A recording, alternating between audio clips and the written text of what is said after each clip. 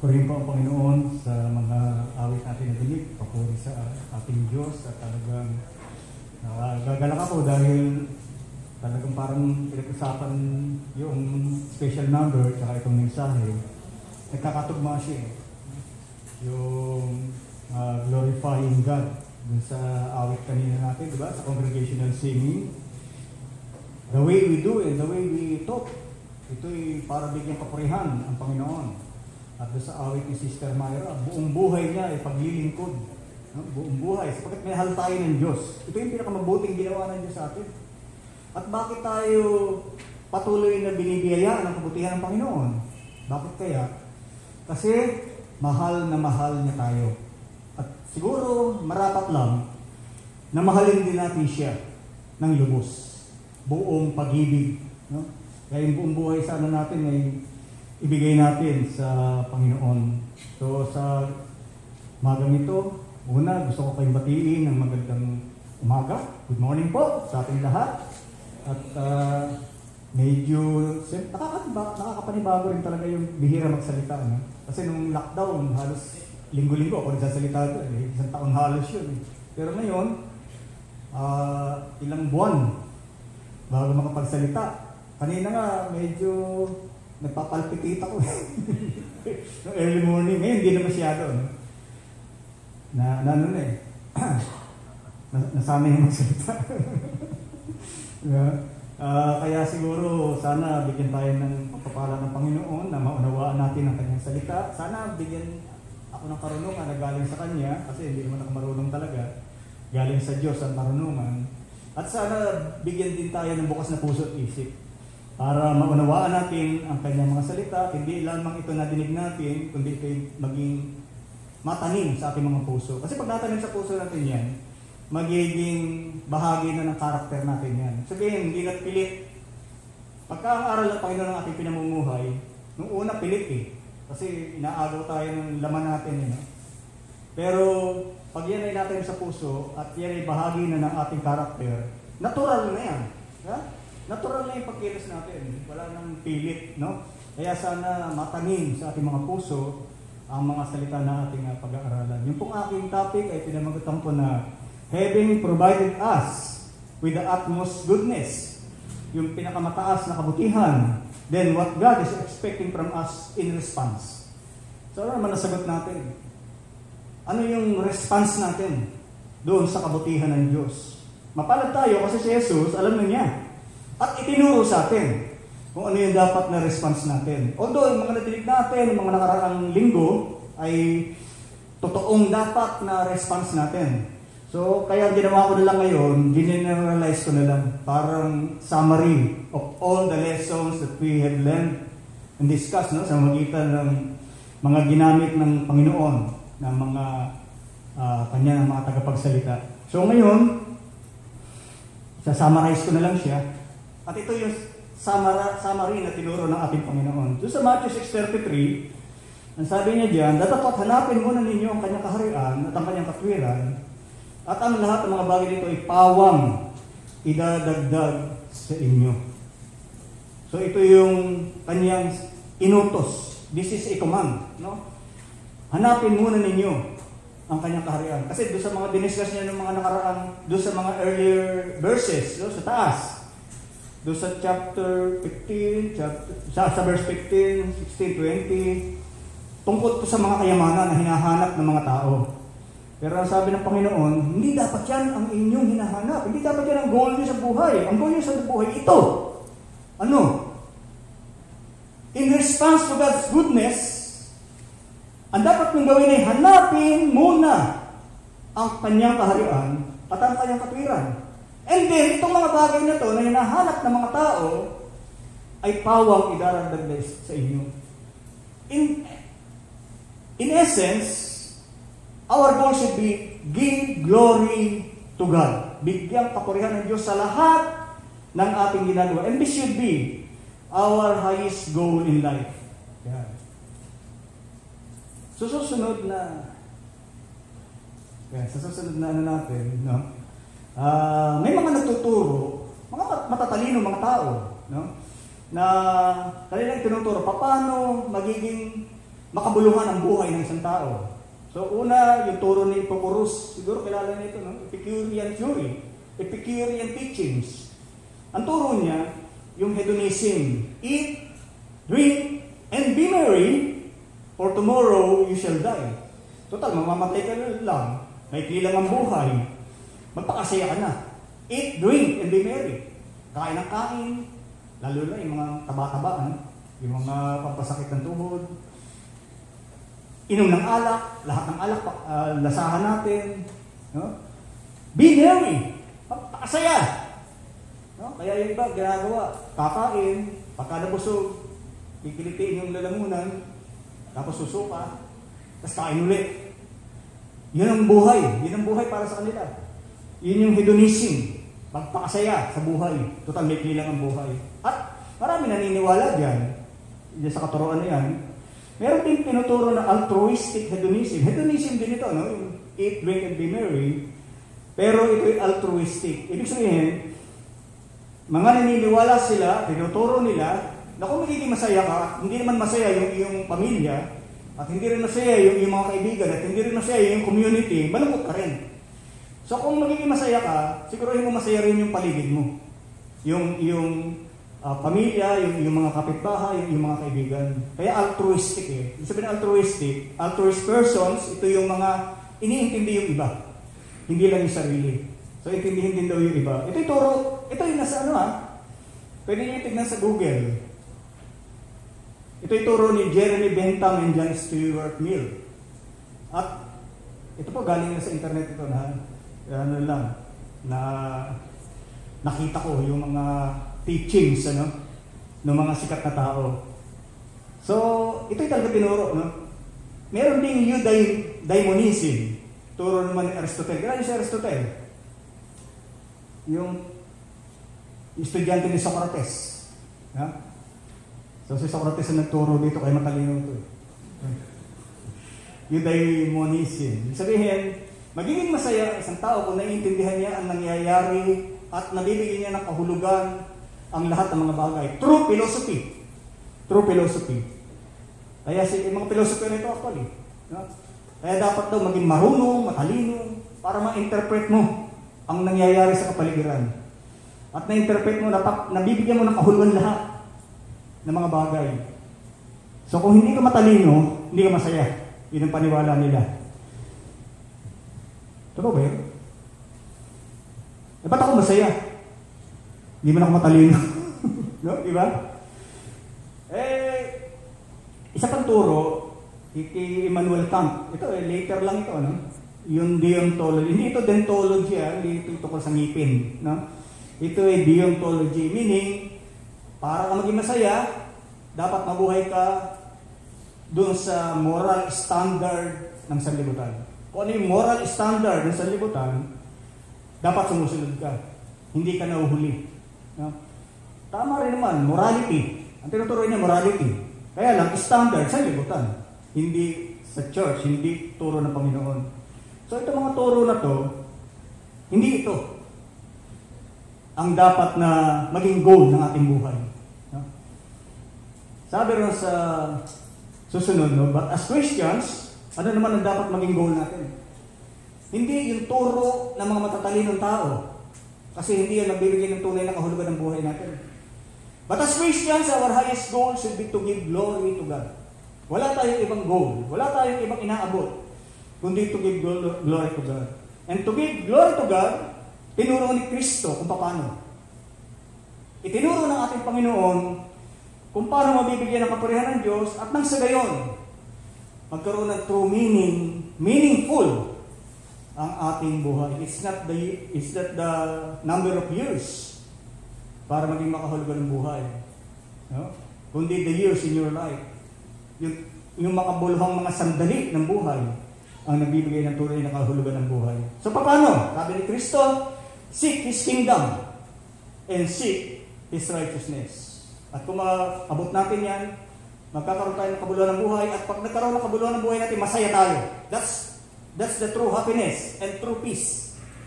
Yung sanlibutan, hindi totoong payapayan. At hindi makakamit ng tao ang kapayapaan. Si Kristo mismo nagsabi niyan, Pumunta ako rito hindi para magdala ng kapayapaan, kundi ng tabak. Kasi habang ang tao ay masuwayin sa Diyos, hindi siya magkakaroon ng kapayapaan. Hanggat ang tao ay sakim, hindi siya magkakaroon ng kapayapaan. Kaya pagka nangaral tayo, marami kumukontra. Hindi yan tama. O kaya nagkakaroon ng kaguluhan. Kaya sabi ni Kristo, hindi ako pumunta rito para magdala ng kapayapaan, kundi ng tabak. Dahil maglalaban lagi ang masama at mabuti. At dahil yan, hindi mawawala ang kaguluhan. Pero sa isang Kristiyano, wala siyang pakialam dyan. True happiness and true peace ay hindi batay sa nangyayari sa sanlibutan. Irrelevant sa atin yan. Ang relevant lang sa atin kung ano yung nasa puso natin. At ang nasa puso natin ay ang Diyos. At ang makapagbigay ng kapurihan sa Kanya sa magitan ng seeking His kingdom and seeking His righteousness. And kung ating magawa yung goal na yan, makakapag-respond tayo ng tama sa kabutihan ng Panginoon. Kaya itong goal natin. To give glory to God through seeking His kingdom and seeking His righteousness. Ano ibig sabihin ng seek? Seipete sa Greek. Seipeios dapat yan. Noun. Kasi verb ito no? So naging seipete. Ibig sabihin, to seek, look for, search, strive for. May pagsisikap. Nanggigigil. Hanapin, maghanap. So ang mga Kristiyano, dapat may hinahanap. Hindi tayo dapat na kontento lang sa buhay. Yung passive living, kahit ano, pwede, hindi po. Merong direction dapat ang buhay ng Kristiyano. Meron siyang dapat plano sa kanyang buhay. Kung paano lalago ang kanyang pananampalataya at spiritual level tataas. Lagi siyang naghahanap ng tama ng katotohanan. Lagi niyang tinitignan yung kalooban ng Panginoon. Paano ako makapagbibigay ng kaligayahan sa Panginoon? Paano ako makapagbibigay ng kaluguran sa Panginoon? So, we should seek something. May target tayo dapat. May goal tayo dapat. So, alam na Kristiyano ganyan, dapat may goal. Ngayon, paano natin ilalarawan yung goal? Yung goal na yun, dapat priority. Kasi sabi niya, seek first. No? Seek first the kingdom of God and His righteousness, and all these things shall be added unto you. So, una, seek, hanapin. Pangalawa, yung hahanapin na yun, dapat yun ang topmost priority sa ating buhay. Pinakamahalaga sa ating buhay. Uunahin natin yung iba pangalawa lang. Ito yung dapat na una sa ating buhay. So pursuing this goal should be the most important thing in our life. Yung sinasabi ni Kristo na hanapin muna ninyo. Yun ang dapat pinakamahalaga sa ating buhay kasi dapat yun ang unahin muna ninyo. Hanapin muna ninyo. At yung mga material na bagay na hinahanap ng mga tao, idadagdag sa inyo. Pwede yung next slide. Ito yung mga tao, meron silang mga goal sa buhay. At kaka nakita nila yung goal sa buhay, gagawin nila lahat, bawat oras, bawat minuto, bawat hakbang, papunta doon sa goal. Kagaya ni Heidelin. Walang ginawa yan kundi mag-practice. Kasi yung buhay niya umiikot dun sa goal. At ang goal niya, gold medal. So hindi siya titigil, gagawin niya ng lahat, sasakripisyon niya lahat, titiisin niya lahat para maabot yung kanyang goal sa buhay. And this is material thing, nawawala ito. Ang ginto, natutunaw din yan. Maaaring nakawin yan. Pero binigyan niya ang kanyang buhay, buong buhay, para makapit yung goal na yan. Ang ating goal, mas mahalaga yan. Mas mahalaga sa ginto. Kasi yan yung buhay na walang hanggan. Ang ating goal, makasama si Kristo doon sa langit pagdating ng kanyang pagbabalik. So, kung ang mga athlete nagbibigay ng panahon, ng effort, ng lakas, ng lahat ng mga dapat ibigay para maabot yung goal, bakit ang mga Kristiyano hindi natin maibigay ang lahat? Seek ye first This should be our first priority. Give all! Lahat ng kaya natin para doon sa goal na makasama si Kristo doon sa kabilang buhay. Mas mahalaga yan at mas magtatagal yan. This is forever. We are talking forever. Ito tatanda rin. Yung mga athlete na yan tatanda rin. Darating ang araw, wala na. Ala-ala na lang yung mga nakamikilang tagumpay. Pero sa atin, sa langit, forever yan. Makakasama natin ang ating Panginoon. At ang buhay doon ay walang sakit, walang gutom, walang katapusan. Walang katapusan. At dapat yan ang unahin natin. No? Seek ye first. And what is that goal? Ano yung goal na yun? Na pinaabot sa atin ni Kristo? The kingdom of God. It will lead to God's glory. Mabibigyan natin ng kapurihan ng Panginoon kung hahanapin natin muna ang kanyang kingdom. Seek ye first the kingdom of God. Ano ba yung kingdom? Sa Greek ito ay basileia. No? Kung ito ay tatranslate mo, pwede mong i-translate ng kingdom at pwede mo rin siyang i-translate na reign. Depende sa konteksto. Parehong noun lang yan, no? Basileia. Kingdom, noun. Yung reign o yung paghahari ni Kristo, noun din yan. Derived from the verb. Alam niyo, sa mga grammarian, alam nila yan. No? Ngayon, depende sa konteksto kung paano magagamitin. At ako naniniwala na dito sa Matthew 6:33, hindi dapat kingdom ang translation dito. Dapat reign or dominion. No? Yung paghahari ni Kristo. Pareho lang yan.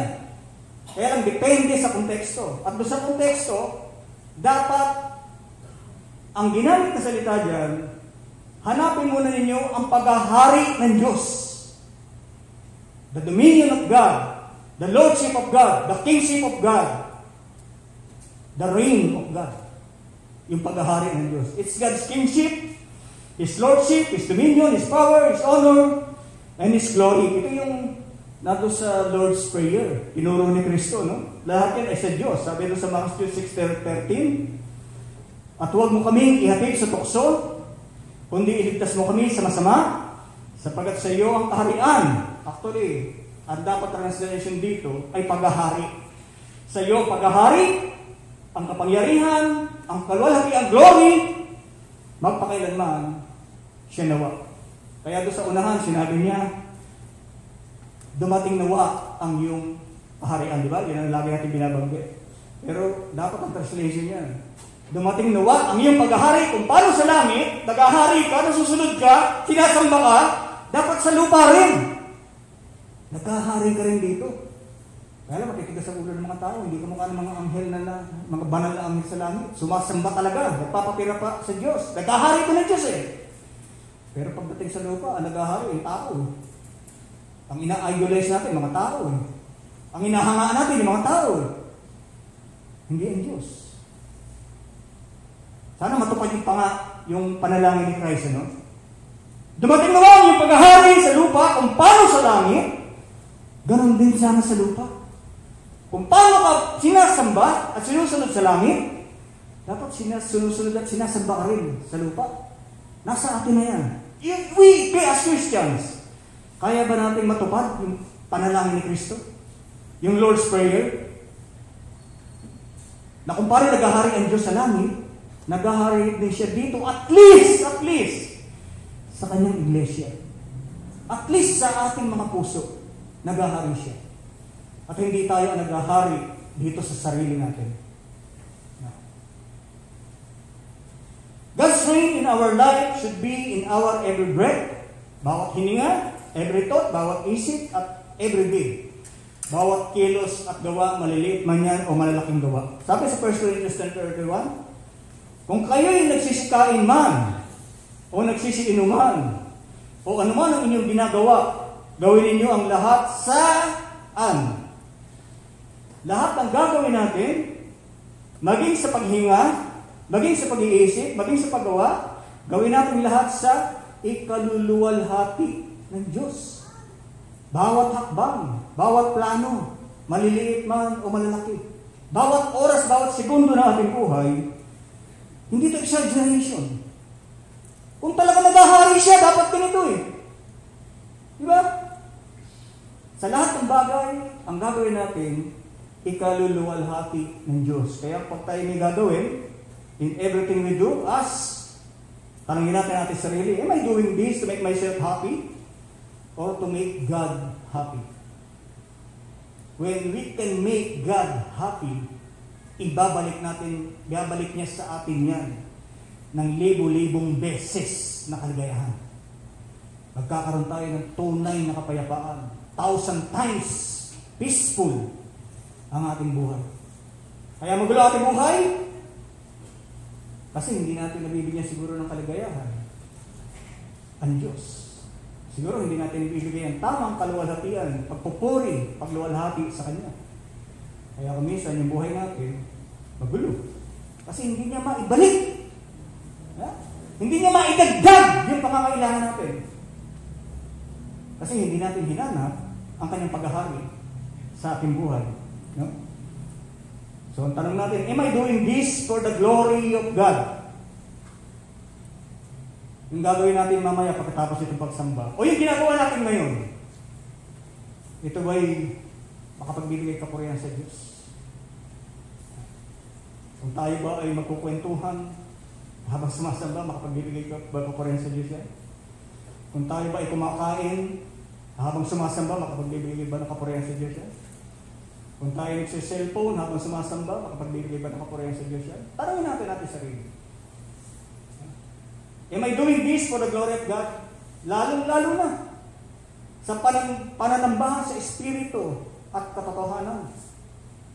Nasa harapan natin ang ating Diyos. Nabibigay ba natin sa Kanya ang katampakan, pagsamba, paggalang, pagpupuri? So, God's reign, yung paghahari ng Diyos, yung domination ng Diyos sa ating buhay should be our goal. Pero paano natin maabot yung goal na yan? Paano maghahari ang Diyos sa ating buhay? Sinagot ni Kristo yan. Anong sagot ni Kristo? Upang makapaghari ang Diyos sa inyong buhay, seek His righteousness. Hanapin natin yung katwiran ng Diyos, yung righteousness. Yung paghahari ng Diyos yung goal. That's the goal. At yung paghahanap ng kanyang righteousness, pagkaalam ng kanyang righteousness, that is the way to reach the goal. Yun yung paraan. At yun ang tinuro ni Kristo. Kung gusto niya maghari ang katwiran ng Diyos sa ating buhay, God's righteousness, then ang paghahari ng Diyos, God's reign, then seek His righteousness. At kapag ipinamuhay natin ang katwiran ng Diyos sa ating buhay, living out His righteousness, then we hit the target. Naghahari ang Diyos sa ating buhay. Pero kung hindi tayo namumuhay sa katwiran ng Diyos, sarili nating katwiran ang ating pinamumuhay, hindi pwedeng sabihin naghahari sa ating Diyos. Hindi naghahari ang Diyos sa atin. Sarili natin ang naghahari sa atin. Sarili kagustuhan ang nasusunod. No? It's only living out His righteousness. Doon lang natin masasabing, God, reign. Full reign. Full dominion sa aking buhay. Nabibigyan ko ng kalulatian ng Diyos. Righteousness, ano na nga ba ako? Dikaiosune. Dikaiosune sa Greek. Righteousness means conformity. Greek ito, sa Greek dictionary. Meaning, dikaiosune means conformity or measuring up to a norm or standard. Pag sinabi natin norm, ito yung normal. Normal sa buhay. Ito yung talagang normal sa ating buhay or standard. So, ano yung standard? Para masabi natin tayo righteous. Ano yung saan tayo nagko-conform? No? Pag sinabi mong righteous, halimbawa, bumili ka ng 1 kilong bigas. Kulang sa kilo. That's not righteous. That is not dikaiosune. Kasi kulang. Hindi siya standard. Kung gusto natin maging standard, dapat we are conforming or measuring up doon sa dapat na sukat. At ano yung sukat na dapat nating maging standard nating buhay? That is God's law. Yung utos ng Diyos. Yun ang standard and norm. Yun yung sinusunod natin sa ating buhay as contained in the Holy Scripture. So, satisfying God's law means righteousness. Kung ating matupad, magawa, at makapamuhay ng ayon sa utos ng Diyos, then we are righteous. Sino na nakagawa nito? Naging righteous. Kaya ba natin maging righteous? Living out perfectly our lives in accordance with God's law and teachings. So, God's righteousness, ito yung law. And only Christ is righteous. Bakit? Kasi siya lang nakasatisfy ng requirements of the law. Siya lang nakagawa. Sabi ng banal na kasulatan, Romans 3:23. Walang matuwid, wala kahit isa. Walang nakaabot sa kakalwat ng Diyos. Lahat ay nagkasala. Lahat ay nagkasala. Sabihin, hindi umabot sa standard ng Diyos. Kaya walang righteous. Doon sa Romans 3:10, walang matuwid, wala kahit isa. Walang naghahanap sa Diyos. Paano na yun? Walang nakagawa ng katuwiran. Paano natin mahahanap yung katuwiran? So Christ lang ang nakagawa nito actually. Since He has satisfied the requirements of the law. Pero naparusahan siya. Sabi sa Romans 3:21-22, datapot ngayon, bukod sa kautusan, ay ipinahayag ang isang katuwiran ng Diyos. Bukod sa kautusan. Nagawa kasi ni Kristo yung kautusan na perfect niya. Pero tayo, hindi natin perfect Kaya nagbigay ng ibang katuwiran ng Diyos. Ano yung katuwiran na yun? Since hindi natin kaya yung kautusan. Ang isang katuwiran ng Diyos na sinasaksihan ng kautusan ng mga propeta. Sa mga nilbagay, ang katuwiran ng Diyos sa magitan ng pananampalataya kay Yesu Kristo sa lahat ng mga nagsisampalataya sapagkat walang pagkakaiba. Ito na yung katuwiran ng Diyos ngayon. Bakit sinabing katuwiran ng Diyos? Kasi pinatawad tayo. Pero dapat ba tayo patawarin? Nagkasala tayo Sapagkat tayo, yung isang nagkasala, pinatawad mo, itinuring mo na walang kasalanan. Kung ikaw ay judge. Yung isang napatunayang nagkasala, ay pinawalang sala mo, hindi ka righteous judge. Paano yun? Pinatawad tayo. Makasalanan tayo. Ito yung katuwiran ng Diyos. Napatawad tayo dahil may ibang pinarusahan.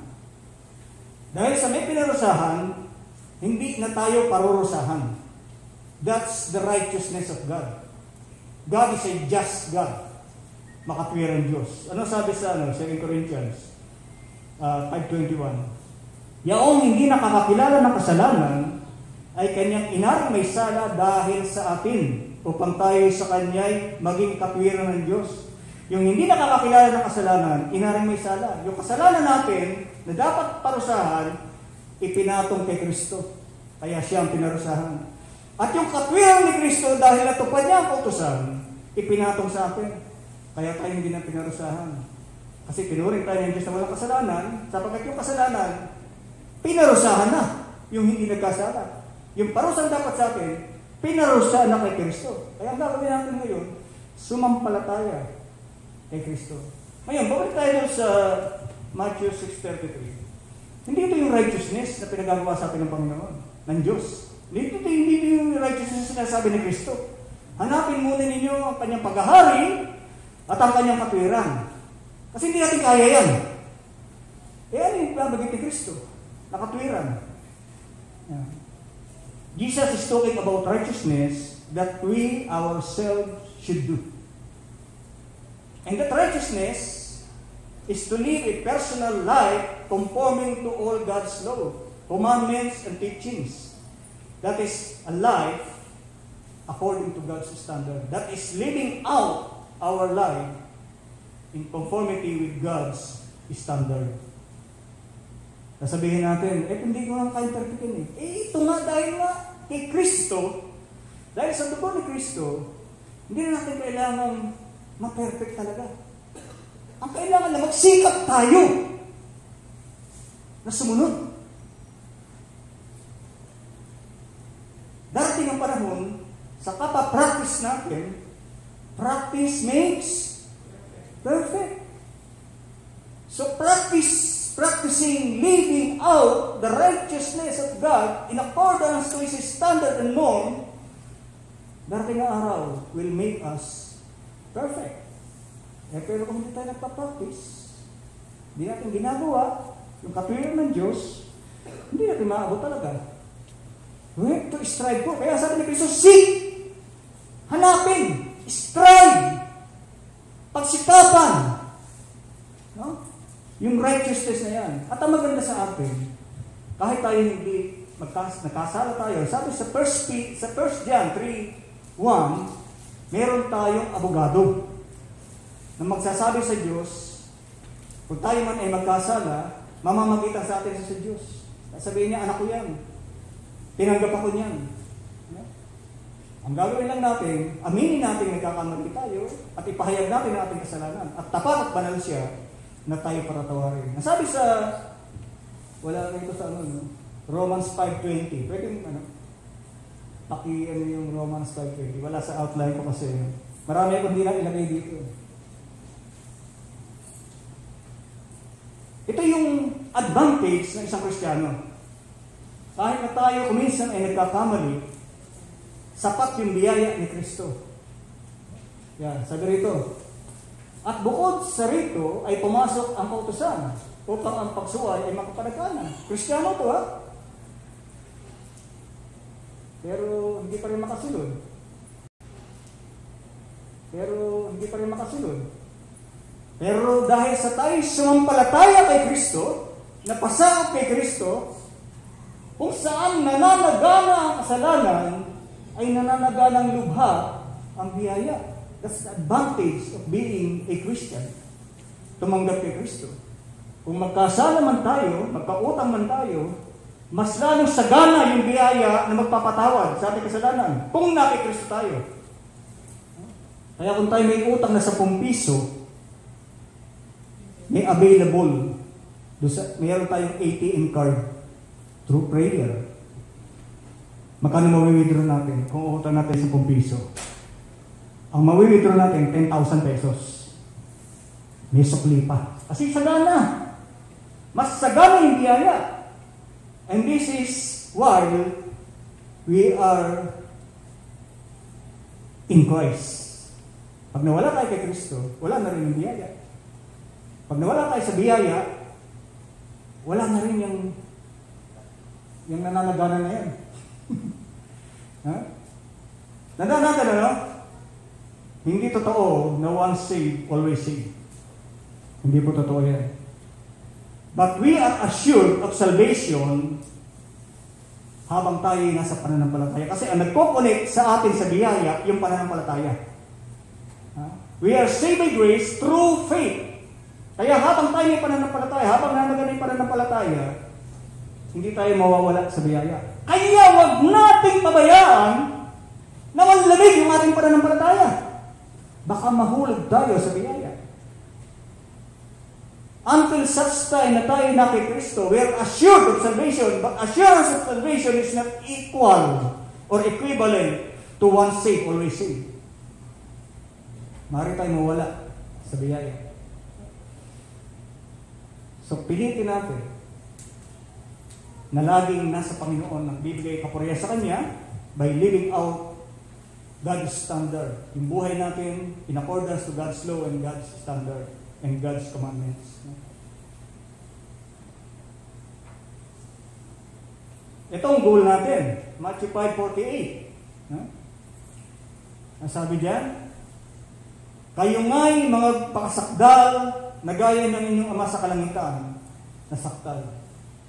So living out God's righteousness is striving to be perfect. Habang tayo nabubuhay, pilitin natin. Alam ko na mahirap talaga. At alam din natin na hindi ito basta-basta. But through God's grace, unti-unti maabot natin yan. No? Ito ang goal natin. Ito sinasabi ng ating Panginoon na seeking His righteousness. Kayo magpakasakdal, lagayan ng iyong Ama sa kalangitan. Nasakdalan. Sabi na sa 1 Peter 1:15-16, ngunit yamang banal ang sining tumawag, ay mga pakabanal naman kayo sa lahat ng paraan ng inyong pamumuhay. In every aspect of our lives. Dapat ang ating buhay ay may kabanalan. Sapagkat nasusulat, kayo'y mga pakabanal sapagkat ako'y banal. Ang ating goal is to reach God's holiness. Siya nagsabi niyan. Si Kristo na nagsabi na kayo mga pakasakdal. Anong standard? Anong goal ng sakdal? Gagaya ng inyong Ama sa kalangitan. Na sakdal. In fact, nung ginawa ang tao, sakdal yan. Nung ginawa si Adan at Eva, sakdal yan. Perfect yan. Dahil lang sa pumasok ang kasalanan, dun lang nawala ang kasakdalan. Pero we were originally created by God as holy beings. Tayo mga banal. Ay ang gagawin lang natin, bumalik through living God's righteousness. Through living in accordance with God's righteousness. Kaya goal yan. Seek, sabi ni Kristo, seek first, priority. Nahanapin natin ang paghahari sa ating buhay sa magitan ng pamumuhay ayon sa katwiran ng Diyos. And in that case, makakapag-response tayo sa kanyang kabutihan. At kung hindi, wala. Binabaliwala natin ang kabutihan ng Diyos.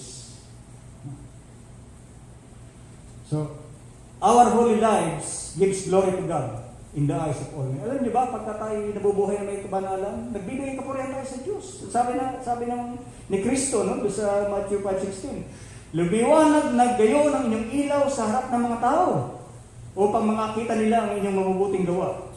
At anong mangyayari pagka tayo nakikita nila yung mabuting gawa? Sinong luluwalhatiin? Yan. Luluwalhatiin ang inyong Ama na nasa langit. E paano kung hindi mabuti ang nakikita sa ating mga tao? Baka laitin nila ang Diyos. No? Sabi ni Paul, no? Living in righteousness, that is in accordance to God's standard of holiness, shows that we are serious about God's lordship in our lives. Seryoso tayo na pinaghaharian tayo ng Diyos. Seryoso tayo na pagharian tayo ng Diyos. Kung hindi. Minsan hindi tayo seryoso na pagharian tayo ng Diyos. No? Kung minsan yung kasalanan, casual lang eh. Parang wala lang. Ganun eh. Hindi po ganun ang isang Kristiyano. No? We should be serious about God's lordship, dominion. Yung pagkontrol sa ating buhay. Dapat seryoso tayo. Sapagkat sa magitan ng pamumuhay na ayon sa kalwalhatian ng Diyos, we will give glory to God. Yan ang goal natin. That's the utmost goal. Makapagbigay ka po rin sa Panginoon. Sabi ni Paul sa Galatians 1:24, at kanilang niluluwalhati ang Diyos sa akin. Dahil sa kanyang buhay. Yung mga kaaway ng Diyos, yung mga unbelievers, niluluwalhati ang Diyos. Basta sabi kaya natin sa atin na yung buhay natin, dahil sa buhay natin, niluluwalhati ang Diyos? O nalalait ang Diyos? Siguruhin natin na we are seeking God's righteousness. Para sa pamagitan nito, maluwalhati ang Diyos ng ibang mga tao dahil sa nakikita nilang buhay natin. Kasi pwedeng malait ang Diyos kung hindi na makikita sa atin yung pamumuhay ayon sa kanyang katwiran. Living in disobedience brings dishonor to God. Ang sabi sa Romans 2:23-24, ikaw na nagmamapuri sa utusan, sa iyong pagsuway sa utusan, ay niwawalan mo ng puri ang Diyos. Pwede natin alisan ng puri ang Diyos. Malait siya. Dahil sa ating hindi pagsunod. Na nakikita sa ating mga kapitbahay, paglabas natin kung ano ang mga chismis natin. Ano ang mga pinag-uusapan natin. Ano yung mga sinasabi natin. Ay, mga ginagawa natin. Sapagkat ang pangalan ng Diyos ay nalalait ng mga hintil dahil sa iyo. Yung pangalan ng Diyos nalalait dahil sa mga kamalian at paggawa natin ng mga bagay na hindi ayon sa katuwiran ng Diyos. So we should seek God's righteousness. Pagharian tayo ng Diyos sa magitan ng pagsunod sa kanyang katuwiran. As we live in righteousness under God's reign, God is also concerned about our happiness and contentment. Ang Diyos hindi naman nakakalimot eh. Lahat, actually, yung sinasabi niya na paghahanap ng kanyang paghahari at paghahanap ng kanyang katwiran at ipamumuhay ng kanyang katwiran para sa ikabubuti ito ng bawat isa, individually, sa atin. Ikabubuti rin ito ng ating community. Pagka tayo lahat ay sumusunod sa Diyos, masaya, maligaya ang samahan. At kung lahat ng mga tao ay sumusunod sa Diyos, malasaya ang mga bansa. Kung lahat sana ng mga Pilipino ay sumusunod sa katwiran ng Diyos, maganda sana ang takbo ng mga bansa. At kung ang buong mundo sumusunod sa Diyos, payapa ang mundo. Pero ngayon, nakikita natin, kaguluhan, sakit. Bakit? Sapagkat ayaw pasakop ng mga tao sa Diyos. At ayaw gawin ng katwiran ng Diyos. Kanya-kanya. Naghahari yung kasakiman sa bawat isa. Yung mga tao, kung sino-sino ina-idolize. Hindi ang Diyos, kundi mga tao. Mga artista, mga politiko. Yun ina-idolize natin. Paano mag-ahari ang Diyos? At paano magkakaroon ng kapayapaan at kaligayahan? Kaya hindi magtagumpay yung United Nations. Dahil hindi pagpapasakot ng Diyos, pagpapasakot ng tao sa Diyos. Hindi paghahanap ng paghahari ng Diyos sa kanila, at hindi pamumuhay ayon sa katwiran ng Diyos. At kung mangyari yun, lahat tayo ay sumusunod sa Diyos, lahat idadagdag sa atin ng Diyos. Pero hindi mangyayari ito. At least sa atin, at least sa Christian family, at least sa Christian church, at least sa Christian community, makita natin yung pagpapala talaga ng Diyos. Kasi ang sabi ng Diyos, kung gawin niyo ito, kung hanapin niyo ang aking paghahari at hanapin niyo ang aking katwiran, lahat ng bagay na pinaghihingi ng mga tao ay idadagdag sa inyo. Kaya all these things shall be added to you. At ang lahat ng mga bagay na ito ay pawang idadagdag sa inyo. Ano yung dadagdag? Nagre-refer ito sa verse 25. Anong sabi sa verse 25? Kaya nga sinasabi ko sa inyo, huwag kayong mga balisa sa inyong pamumuhay, kung ano, baga ang inyong kakanin, o kung ano ang inyong iinumin, kahit ang inyong katawan, kung ano ang inyong darampin, hindi mo ba kamahigit ang buhay kayo sa pagkain at ang katawan kayo sa pananamit? Lahat ng ito idadagdag sa atin. Kung hahanapin natin ang kanyang paghahari sa ating buhay at ang katwiran ay ipamumuhay natin. Gusto niyo ba magkaroon ng branded na damit? Ha? Ayan. Idadagdag ng Diyos yan. Lahat ng pangangailangan natin, idadagdag ng Diyos. Kasi alam niyo yung pangangailangan natin. Ako nga, hindi ko pa nakatikim ng branded na bago. Branded lahat ng damit ko, pero okay. Noon lang ako Pasko nakahawak ng branded na bago. Kasi binili ko ni Nicole ng Levi's na pantalon.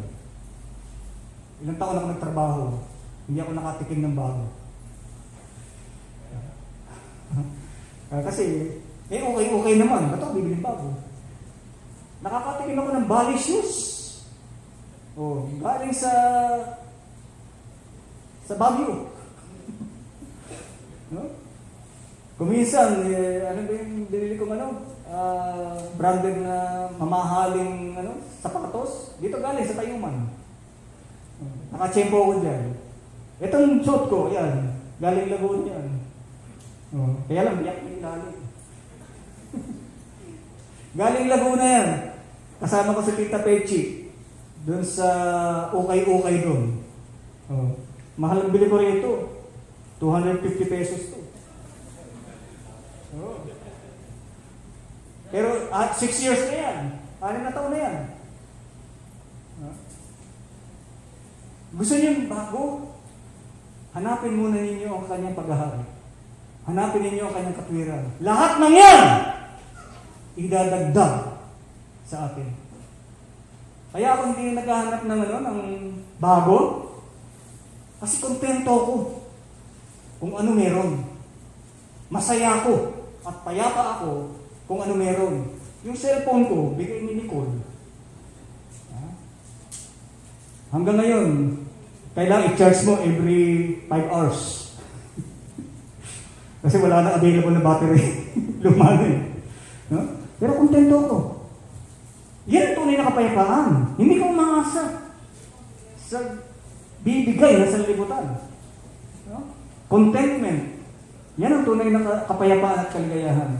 Pero hindi, ayaw ng Diyos ng ganyan eh. Ayaw niya yung basta-basta lang mayroon tayo. Gusto niya maibigay sa atin lahat. Kaya lahat ng yan na hinahanap ng mga hindi mananampalataya, yung hinahanap ng mga hintil, idaragdag sa inyo. Kung tayo ay pinagkaharian ng Diyos. Hindi siya nakakalimot. Alam niya mga pangangailangan natin. Hindi lang spiritual. Even yung ating mga physical at material na pangangailangan. Alam ng Diyos yan. At idaragdag. Pero take note, idaragdag, hindi isusupply. Dagdag lang yan. Minsan ang hinahanap ng tao yung dagdag.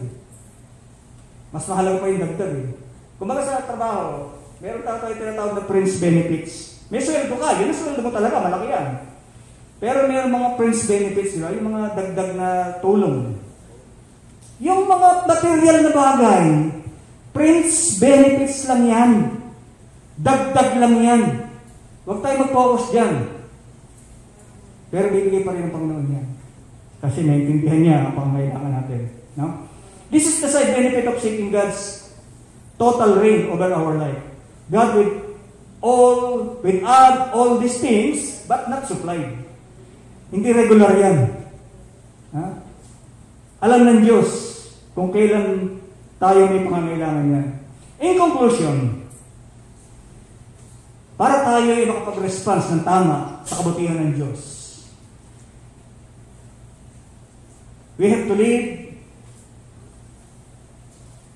with God reigning over our lives, and we have to seek His righteousness. No? Jesus assures us that if we focus on the highest goal, that is giving glory to God, by seeking His reign and righteousness, God will provide the lesser needs. Bibigay niya yung mga lesser needs.